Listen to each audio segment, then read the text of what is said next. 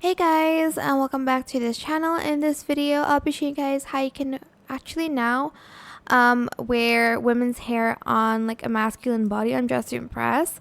So it doesn't really work on old hairs. It's just gonna look weird, but it actually works on new hairs. If as you can see, I'm in the feminine section, and I can actually now put on female hair, well, like feminine hair on like a masculine body like this, and you can like even color it, but that's pretty much it. That's how you can place feminine hair on a masculine body. They did rework some of it to fit it, but some of them looks kind of weird. Maybe it was just like a lag, but now you can actually put on feminine hair onto a male's body, on a masculine body, sorry.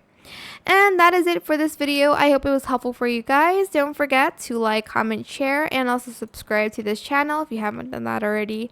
If you have any more questions about this video, just leave it in the comment section down below. I'll try my best to answer them all for you guys. And if you found this video helpful, please click the thanks button as well. That is it. Thank you so much for watching. Bye.